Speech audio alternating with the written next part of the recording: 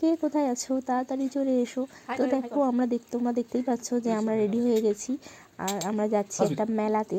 তো এই মেলাটা কি আকর্ষণ সেটা তোমাদের জানাবো। তো দেখতেই পাচ্ছ আমরা 3জন রেডি হয়ে গেছি আর বেরিয়েও পড়েছি।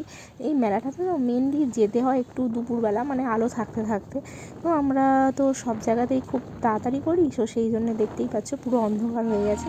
তো কি তাতে কি যাওয়াই যাক। মোটামুটি জেনে নিয়েছিলাম যে না এখন রাত পর্যন্ত মেলাটা হয়, তো সেই জন্যই যাচ্ছি। আর এই মেলার মূল আকর্ষণ হলো কুলো চেলুনি। দেখতেই পাচ্ছ হাতে করে নিয়ে যাচ্ছে কুলো চেলুনি, মানে বেতের ঝুড়ি টুড়ি এইগুলো। আর এইগুলো ছিল মাটির মেন জিনিস। এখানে মাটির প্রচুর ঠাকুর, প্রচুর ধরনের নানান ধরনের মূর্তি বিক্রি হয়। তো এখানে বেশিরভাগ মানুষের জীবিকাই পোটো, মানে ওরা মাটির জিনিস তৈরি করে। আর খুব খুব খুব কম দামে, এত কম দামে মানে সেটা তুমি চিন্তাই করতে পারবে না। তো যাই হোক, তো আমি গেছিলাম, মূল উদ্দেশ্য ছিল এই মেলাটাতে। আমরা অনেক ছোটোবেলাতে গেছিলাম আর মাঝখানে যাওয়া হয়নি, তো সেই জন্যেই আমার হাজব্যান্ডকে দেখাবো বলে নিয়ে গেছিলাম।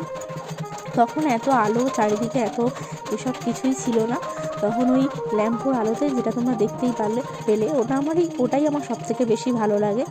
আর দেখতেই পাচ্ছ কীরকম বটি ছুরি মানে এইসবের দোকান বসেছে, মানে প্রচুর দোকান। এখানে মেন মানুষ সারা বছরের জন্য ওই একদিনের জন্যই দোকানটা হয়। আর এখান থেকে মানুষ বটি কাটারি, ওই কুলো চেলুনি এইগুলোই মেন কিনতে আসে। তো যাই হোক, এখন তো মেলা মানে খাওয়া দাওয়া চড়া এইসব। তবে এইগুলো না তখন এত বসতো না, ওই পাঁপড় ভাজা তেলে ভাজার দোকান ছিল তখন যখন ছোটোবেলাতে আসতাম। ওই বড়জোর ফুচকা দোকান, ঘুগনি দোকান এগুলো বসতো, গজা জিলিপি এইগুলো বসতো। আর যেগুলো মূল ওই যে বললাম কুলো চেলুনি মাটির জিনিসপত্র এগুলো বেরোতো, এগুলো বসতো। তো যাই হোক, আমরা যখন এসছি আর ওগুলো তো তোমরা দেখলেই, তো মেলাতে এসছি আর ফুচকা খাবো না তা তো হয় না, ফুচকা খেয়েছি। আর এই দেখো মাঝখানের পুরো লাইনটা ছিল, এরকম লম্বা করে পুরো লাইনটা ছিল এই বটি কাটারি কোদাল কাস্তে এইগুলোর দোকান, পুরো লম্বা করে। আর এই ছিল ওইখানকার বড়শিদ্দি শিবের মন্দির, যেটা খুবই জাগ্রত।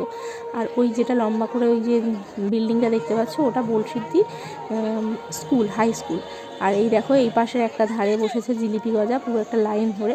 মানে এদের একটা পাট করে ভাগ করে দিয়েছে, যে একটা ধারে পুরো জিলিপি গজার দোকান বসেছিল, একটা ধারে পুরোই মোমো এইসব নানান ধরনের দোকান বসেছিল। মানে মেলাতে যেতেই প্রথমে ছেলেকে পপকর্ন কিনে দিয়েছিলাম, কারণ ওকে একটু ওইটা গালে দেবো। আর ওটা যেহেতু হেলদিও, অসুবিধা কিছু নেই, ওকে টুকটুক করে গালে দেবো, ও খাবে, একটু ব্যস্ত থাকবে এই আর কি। তো আমরা প্রথমে ফুচকা খেয়ে নিলাম, তারপরে ঘুগনি, তারপরে ছেলের খেলনা।